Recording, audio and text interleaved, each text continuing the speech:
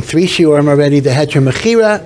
I don't want to repeat everything other than point out, because I have to point this out, because otherwise I get a lot of mail, that indeed many people are machmer on the Heter Mechira to even treat it like treif mamish, and they'll say the kalim are treif and everything else. But I was trying to show that according to many sources, even if you're against the Heter Mechira, that would only mean you're not supposed to buy it, but it wouldn't automatically forbid the kalim, and you would be permitted to eat it if you're a guest or you're invited to a wedding or the like. So there are different views. So consult your local Orthodox rabbi about it.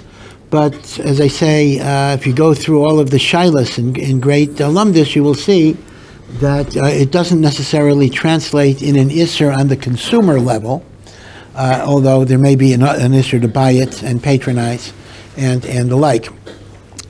Now, if you remember, this was really part of a larger thing. We were really discussing, Heter Mechira was one of the options. We were discussing eating options during Shemitta. So again, let me go over the list that we covered, just so you'll have the options in mind again. Option number 1 is what is called Yevol Chol. Yevol is produce from Chutz La'aretz. Obviously, if you want to avoid any Shemitah problems, so you simply get produce from Chutz La'aretz. Right? That's simple. Yevol Chol. You walk into a store, you'll see a box that will say Yevol Chol. Now, even here, there are going to be some issues, because I'm just chazering a little bit, because there are parts of the state of Israel in which there's a machlokes. Is it Chutz La'aretz or is it not Chutz La'aretz? The main issue is in the southern border, right? The southern border is the boundary of Eretz Yisrael that's the least clear, and in particular, the area of the Negev that is called the Arava. And the Arava has a northern Arava, and the Arava has a southern Arava. The southern Arava, most opinions indeed say, is south of the boundary of Eretz Yisrael, and that's called Yevol Chol, because there are oases there that produce a lot. The northern part of the Arava is a big machlokas haposkim. Does it have the holiness of Eretz Yisrael or not? Interestingly enough, the very strict Mahadran Hashgacha of the Eda Charedis takes a lenient position on Arava produce, northern Arava produce, and they will certify it as not subject to the laws of Shemitta. Some of the Dati Leumi, I guess Dati Leumi wants to expand the boundaries of Eretz Yisrael, so they'll be machmer and say it's the Yevol of Eretz Yisrael. The Haredi, that's less of an issue, but that's a big machlokes, and that's why you'll see produce that's labeled from the Arava or the northern Arava, so you have to know, because understand the consequences here. If the Yevol of the northern Arava is Chutz La'aretz, there are no restrictions whatsoever. It's nothing other than they'd have to take off Trumas and Masra. Well, I'm sorry, they wouldn't even have to take off Trumas and Masra. There's nothing. No Trumas and Masras either. It's Chutz La'aretz. If, on the other hand, it has the holiness of Shemitah, there are going to be 2 consequences. Consequence 1, which is less important, is that the fruits have to be eaten with the laws of Kedushat Shvi'is, meaning don't waste them, don't change them from their standard form, and the like. But if it's vegetables and grains, you wouldn't be allowed to eat it at all, because it has the laws of Safichim growing in land that is subject to the laws of Shemitah. So this is a pretty extreme point. If you follow the Eda Charedes, the Badats, that says that the Yevol of the northern Arava is Chutz La'aretz, then everything is mutter. If you follow the Psak that the northern Arava is Yevol Eretz Yisrael, then the vegetables and the grain are going to be legamri prohibited because of Sapichim. The fruits will be permitted to eat, but they will be subject to the laws of Kedusha Shvi'is.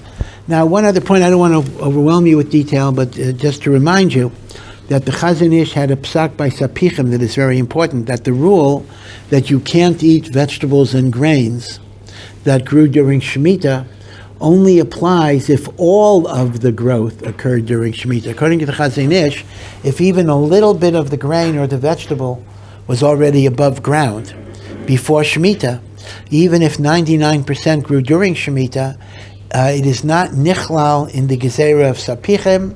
It is simply like fruit, which means it has kedusha shavias, but it's not going to have the yisur of sapichem. So by this time of year, you're late enough in the year that the vegetables and the grain that comes to market now actually did not have its growth before Shemitah. So right now is exactly the time of period when you would have the gezerah of sapichem. Also, I should also add as well that if you're machmir on shamor and nevad, meaning anything produced in violation of Shemitah is usher to eat, then if you maintain that the northern Arava is Eretz Yisrael, then under those circumstances, the Jewish farmers who are producing this, they're transgressing the laws of Shemitah, and there would be an issue of Shomor and Nevad, but as I say, many people, including Rosh Shlomo Zalman Auerbach, say that's not my problem, I'm allowed to eat the Shomor and the Nevad. Do you have a question? Yeah. Questions first is that, so what's the Breitowitz policy on like the produce grown in a lot, for example? I have to look at the maps exactly, but I believe they treat it as chutz la'aretz. Yeah. But Eilat is not an agricultural area per se. There isn't a lot of produce from Eilat. Because remember, the Negev is a desert, right? So intrinsically, the Negev is not by itself an agricultural area, but you have certain fertile oases in the Negev, the Arava area, so there you have stuff that grows. What would be the heter for people? I guess would be like any heter for people to leave Eretz Yisrael to go to Chutz La'aretz, like going on a trip to Eilat? Do the same consideration? The truth is, if you take the position that Eilat is Chutz La'aretz, and many poskim say you actually have to keep 2 days of Yom Tov in Eilat. Although I would say that the Avira in Eilat is so tameh, you need 2 days of Yom Tov to purify yourself.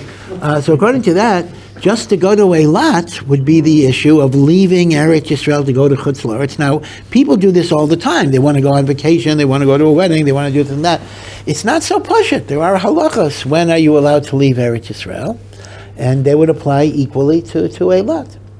100%, yeah. If it's so problematic to leave Eretz Yisrael, why does the Ramban talk about how the king can expand borders to create more places to live? So this is a little complicated. There are ways to halachically expand the kedusha of Eretz Yisrael. Meaning Eretz Yisrael, on one hand, has boundaries, but then we have a pasuk in the book of Yoshua where Hashem told Yoshua, "Kol makom asher tidroch kaf raglechem." Any place where your foot steps, I have given to you. And the Gemara Darshans, and Rashi brings it, that even Chutz La'aretz that is conquered by an authorized Melech Yisrael on behalf of the Jewish people, now acquires the sanctity of Eretz Yisrael for Truma and for Meiser and for Shemitta. So Eretz Yisrael is not only the boundaries. Eretz Yisrael includes areas that were properly conquered, but the question is, that doesn't refer to a modern state of Israel that we require a melech, meaning the conditions for when do additional territories become Eretz Yisrael are complicated conditions. They do exist, but for various reasons they would not apply to the modern expansion of the state of Israel. Right? That's why something like Eilat or the Arava, even though politically it is part of a Jewish state, wouldn't automatically have the holiness of Eretz Yisrael. Yeah. The prohibition of no, that would be different because obviously, if you see the language of the Rambam, you'll see this. Obviously, where the Torah does not allow you to live, the Torah will not permit expansion of Kedushat Haaretz. But areas that you're allowed to live, theoretically, there are ways to make the United States Eretz Yisrael. If the right conditions of conquest were to exist, and then you would have to take Truma and Meiser and keep Shemitah in the United States itself. It would actually be a doraisa of Kedushas Eretz Yisrael. So that's a very interesting idea, the notion that Eretz Yisrael is not limited to boundaries, but it encompasses anything that was validly conquered in the procedural way that is necessary. Okay? Yeah. But a Beis HaMikdash could only be built in Jerusalem. That's correct. It's not going to change the Beis HaMikdash, right? So Yerushalayim, in fact, the Kedusha of Yerushalayim is only Yerushalayim. You can't negotiate that. But the overall Kedushat Haaretz for Truma, Maser, Shemitah, and then eventually Yovel could apply even Chutz La'aretz. Yeah. It's only in regards to those specific halachos that like the expanded territories would have in Eretz Yisrael? Yeah, so there's a machlokus about Yishuv Eretz Yisrael. That is a good point. Meaning, according to Ramban, living in the land of Israel is a mitzvahs aseh min haTorah. The Torah says in Parshas Masai, the last parsha in the book of Bamidbar, V'yirishtem osa v'yishaftem ba. You shall inherit the land and dwell in the land. So it's Yadua that Ramban Nachmanides actually counts this as one of the 613 commandments, and that is Yishuv Eretz Yisrael. Meaning, according to Ramban, unless you have a heter, and there are heterim, there's an obligation to live here. Now, Maimonides does not count it as a mitzvah. So many achronim learn, not all, that according to the Rambam, it's not a mitzvah, although it's a wonderful thing. So it's interesting that on one hand, we have mitzvos teluyos bi'aretz. We have mitzvos that are connected to the land, Truma, Maser, Shemitah. And then we have a mitzvah called Yishuv, living.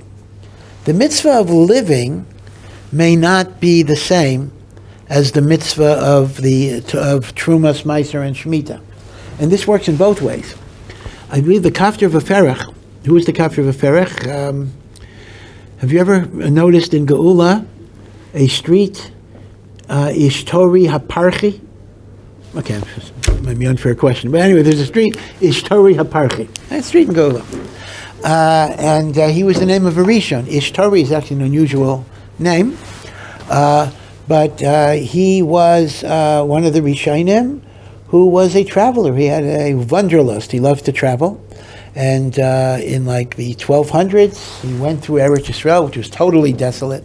And he identified a lot of the places, and he gave halachos. And his sefer, Kaftor V'Ferech, is one of the great definitive svarim on, in fact, two types of people like it. Talmidei Chachamim love the sefer because he goes through halachic analysis of many topics, and historians and geographers love the sefer because he really goes into the geography of Eretz Yisrael, the rivers, the valleys, the mountains. He takes the Arabic names and he connects it to Yoshua, the places in Yoshua. So you have two different editions. It's so interesting. He was a Rishon, yeah. So the Kafir V'Ferech, some of them like leave out, they even take out the geographical stuff and only put in the halachic analysis. And then there are Kafir V'Ferechs that only have the geography and take out the halacha, because different audiences like the book for different reasons.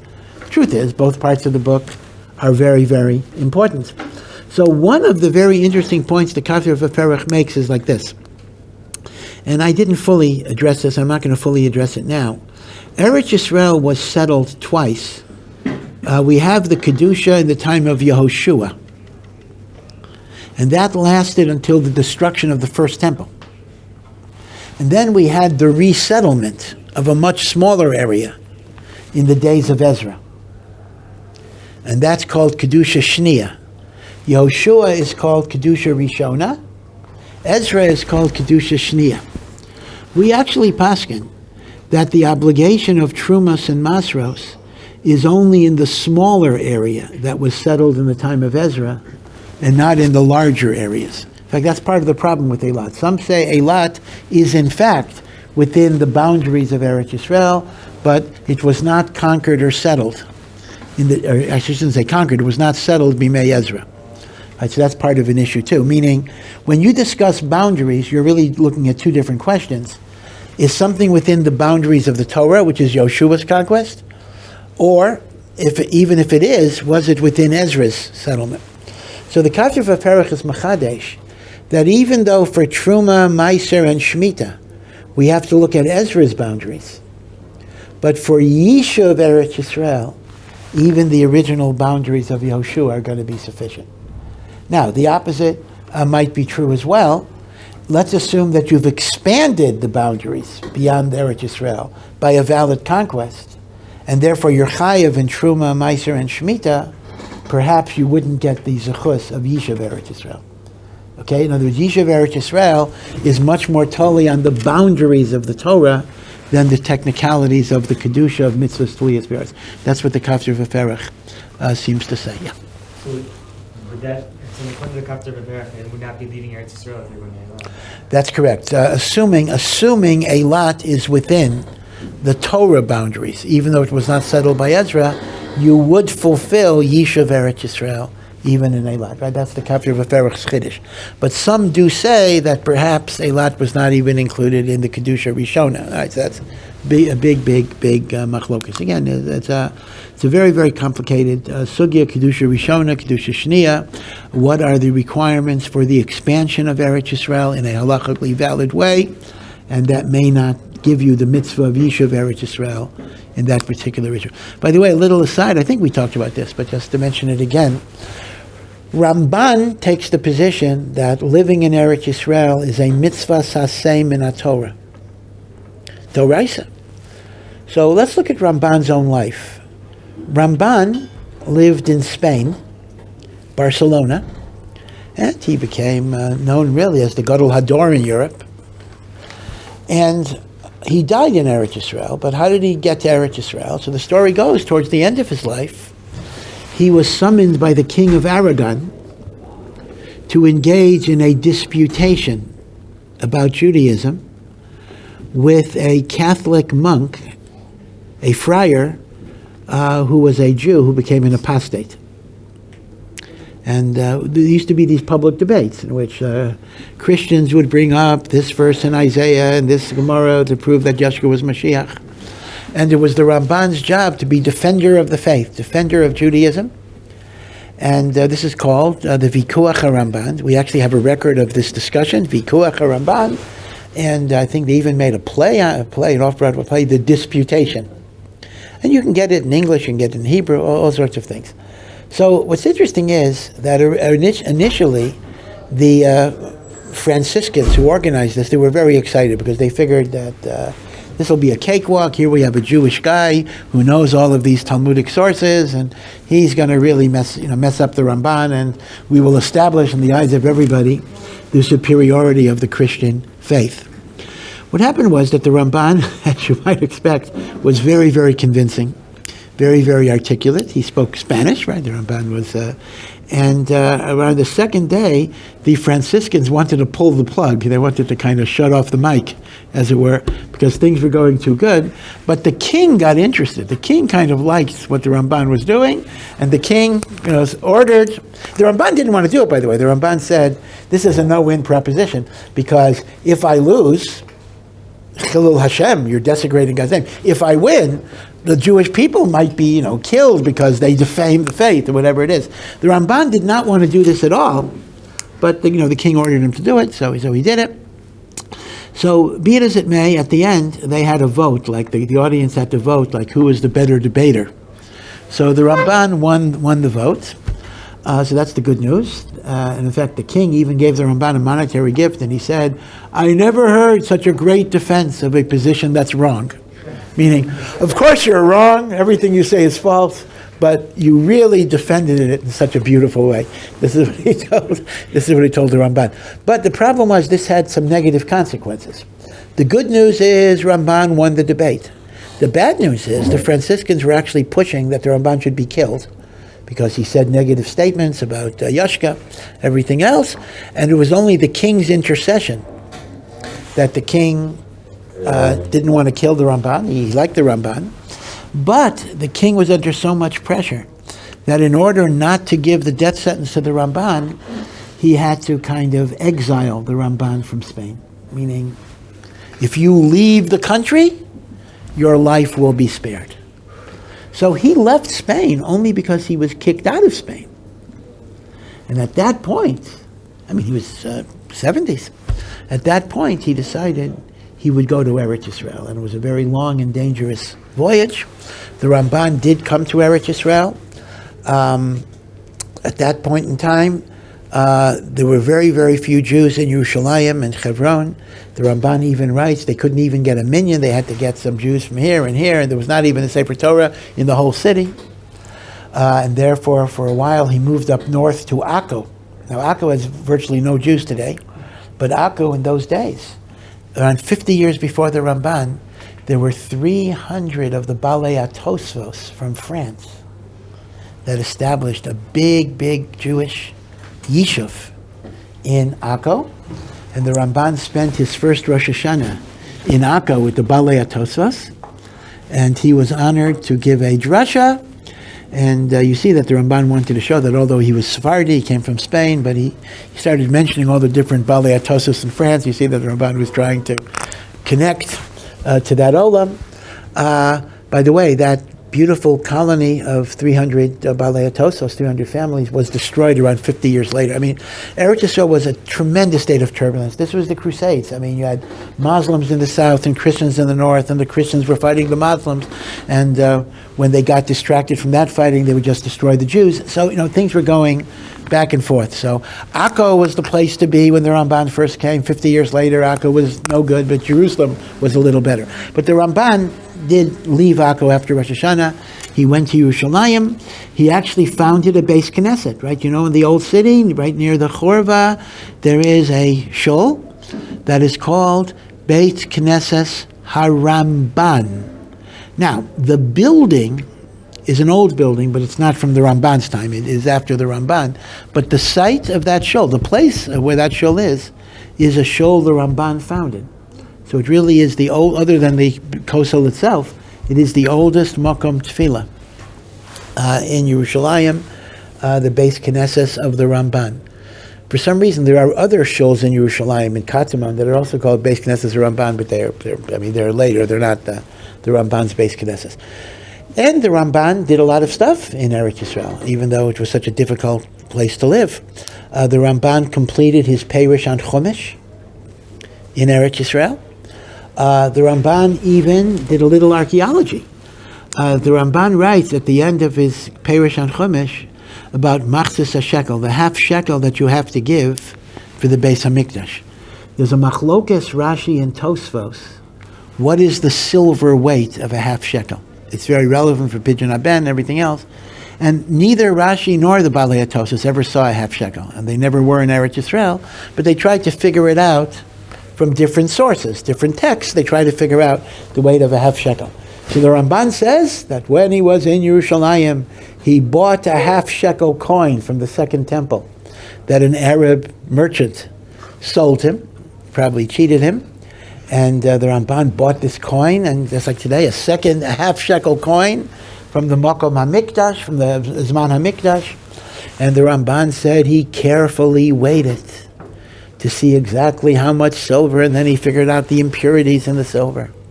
And he was able to be mochiach, halacha l'maisa, that Rashi had the correct weight of the Machzis HaShekel, even though Rashi never saw Machzis HaShekel, but with Ruach HaKodesh or whatever it is, Rashi figured out the correct weight. This, by the way, is an interesting halachic methodology, because you see that the Ramban was willing to paskin based on an archaeological find. You'll find many poskim don't do that today. They say, I don't pay attention to archaeology, who knows who did that, it could have been fake. You see, the Ramban was willing to look at the mitzias of something in order to determine the halacha, which is actually quite interesting, because today poskim don't like to do that. They look at sources, they look at books, they look at svarim, they don't want to look at the ground. They don't want to look at things that you find. Ramban was willing to do that. So my question is very simple. My question is, if Ramban maintains that Yishuv Eretz Yisrael is a chiyuv da'oraisa, then why didn't he go until he was kicked out? Right? Well, he stayed in Spain for 7 decades. Right? What's going on? He holds it's a mitzvah d'oraisa. So we really don't know exactly, because he doesn't tell us why it took him so long to go to Eretz Yisrael, but there are a few possibilities. One possibility, which is already a svara in Tosfos, in Maseches Ksubas, Rav Chaim Cohen, that it was simple a sakana to make the travel. In other words, in those days, the trip to Eretz Yisrael from Europe was quite literally a life-endangering trip. I mean, you faced sea voyages where the boats would just shatter in the ocean. You had wild animals. You had pirates. It's interesting, they still have pirates off Somalia, but there are pirates. You had marauders. You had ganavim. You had murderers. It was actually a matter of pikuach nefesh. Now, living in Eretz Yisrael is a mitzvah, but it's not a mitzvah for which you have to give your life. In fact, that's part of the issue sometimes we have with the people who live in Hebron and very, very dangerous areas. Yishuv Eretz Yisrael was not mechayev you to be machnas yourself in pikuach nefesh. So it could be that the Ramban had a heter of pikuach nefesh, and it could be that not only is the trip pikuach nefesh, but in those days, living in Eretz Yisrael was pikuach nefesh. The Christians, the Muslims, the Crusades, everything going on. Now, sometimes people say, even today, I'm sure you've heard it, how can you go to Israel? Isn't it so dangerous? But the truth of the matter is, you know yourself. I mean, things happen, but things happen in Texas and Florida and Pennsylvania and California and Paris and London too. Things happen, but to say that it's more dangerous to live here than it is to live in Chutz La'aretz is empirically not true. It just is not true. Are there dangers? Yeah, but we live in a dangerous world. But to say, I don't have to live in Eretz Yisrael because this is especially dangerous, is a shtus. Now again, I'm asking, a person might use that as a reason why you don't live in Hebron, don't live in Shechem, okay, in Academically. But that's not a generic reason not to live in Eretz Yisrael today. Baruch Hashem is something we have to be very, very grateful. But in terms of Ramban, in Ramban's time, there could very well have been a heter of pikuach nefesh. That's one reason. The second possible reason was that the Ramban was either the Gadol Ador or certainly among the greatest of the Gedolei Ador. And in those days, you didn't have email, you didn't have fast communication. Even within Europe, things took weeks to communicate. So when you're in a position that you are the spiritual leader of Am Yisrael, you have to be where the people are. Meaning, if the Ramban were to go to Eretz Yisrael, he would be placing himself incommunicado. It would be much more difficult to reach him. He had an achrayus to the tzibor that overrid his personal obligation of Yishuv Eretz Yisrael. Now, this actually does have a relevance even today, and it's a dilemma. It's an issue that rabbis have to face. Let's assume you're a rabbi of a congregation. I was a rabbi of a congregation. It was an issue that I had to grapple with as well. So here's the point. I want to go to Eretz Yisrael because either the mitzvah of Yishuv Eretz Yisrael or whatever, it's the spiritual home of the Jewish people. But what about the fact that I'm leaving a congregation? I'm leaving people that, need me, whatever it is. Am I allowed to abandon the congregation? So here, you have to have a certain amount of modesty. They say there are two things rabbis are afraid of when they leave their shuls. One is the shul will fall apart, and that's something you're very worried about. The other is the shul will do great. You're worried about that too. So a person has to be modest. Baruch Hashem, people do survive, and people get a new rabbi, and things go well. On the other hand, I do know some Rabbanim were told by their Rosh Yeshiva that they were not allowed to make Aliyah because the congregation was so dependent on their individual identity that the Rav had an achrayus to his kahal, or yeshiva, whatever it might be, not to abandon them. Now, in the case of the Ramban, you're dealing with a totally different magnitude. The Ramban was not just the rabbi of a congregation. The Ramban was the rabbi of Am Yisrael. And in those days, there weren't that many Jews in Eretz Yisrael. In fact, they say, Babich Rebbe was once asked why he didn't move to Eretz Yisrael. And he said that as long as the majority of Hasidim are here. Now, that's a little strange because today, no matter where you live, you can still reach people by all sorts of media. But certainly when you didn't have the media, the idea of abandoning your flock was a very powerful thing. So these might be the two defenses, so to speak, that the Ramban might have. One is pikuach nefesh, and the other would be the need of the tzibur to be able to access the Ramban. The Chafetz Chaim in the 20th century wanted to make Aliyah. He wanted to move to Eretz Yisrael. and he was already very old. And Rav Chaim Ozer Grodzinski went with a delegation of other Gedolim to beg the Chafetz Chaim not to leave. They say, we need you here. You can't abandon us. You can't leave us. We cannot really flourish religiously without your presence. And the Chafetz Chaim didn't listen. The Chafetz Chaim said, no, I'm going, whatever it is, I'm going. And what happened was, I think the day before he was going to leave, the Rebbetzin broke her leg. So they had to stay for a few months or something. And by that time, his health had declined. So by the time she was able to leave, he was no longer physically able to make it. So Min HaShamayim, the Chafetz Chaim never went to Eretz Yisrael. Yeah. Well, why don't we know where the Ramban is? Yes, that's a good question. So the Ramban ended his life in Eretz Yisrael. He died in Eretz Yisrael itself, right? So the question is, where is he buried? Ramban, they're one of the greatest people.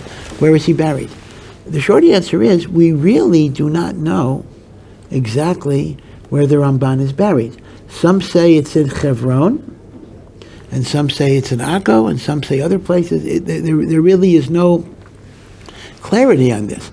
As opposed, for example, to the kever of the Rambam. Now, the Rambam didn't even die in Eretz Yisrael. The Rambam died in Egypt. But the Rambam is buried in Eretz Yisrael, and we know where the Rambam is buried. The Rambam is buried in Tiberia. In fact, it's a little strange. You can ask the question, why is the Rambam buried in Tiberia? I mean, the Rambam died in Cairo. So, in order to take his body, you got to go northeast, right? So, l'chaira, you hit Yerushalayim way before you hit Tiberia.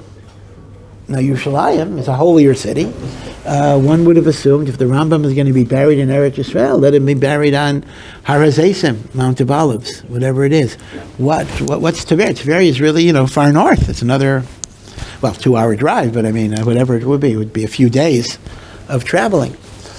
So, not clear. There are legends, we don't know if they're true, in which the Rambam's coffin was being transported by horses or oxen, and they refused to stop. They couldn't be stopped. They kept on going till Tiberia.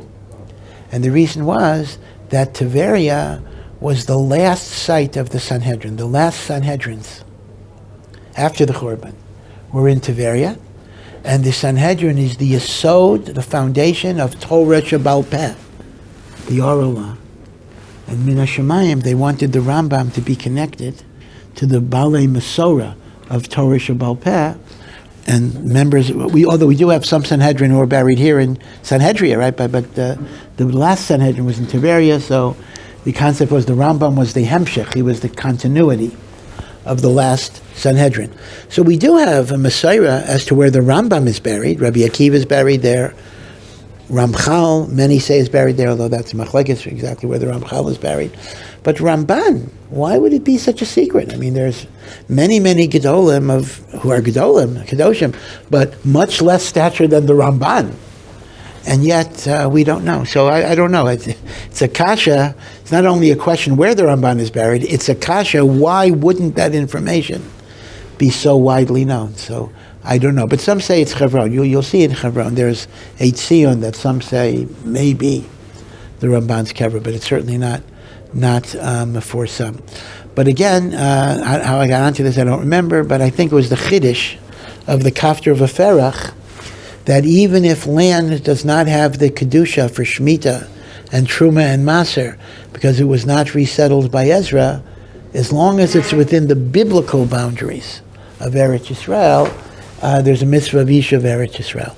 So the mitzvah of Yishuv Eretz Yisrael is not connected automatically to the mitzvah of Trumas Maasros and Shemitah. Okay? So all of this today was a digression from the thing I started off with. I'm trying to go over our list of eating options during Shemitah, and we basically just mentioned one, and that is chutz la'aretz food. And that got us into the discussion of what is chutz la'aretz, what is Eretz Yisrael, Arava, etc.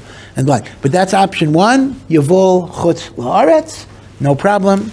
And then tomorrow we'll go over some of the other options. Okay, Heter Mechira is just one of the options. We spent a long time in Heter Mechira, but remember that it's part of a list of 6 or 7 different eating options during Shemitah. Okay, see you tomorrow.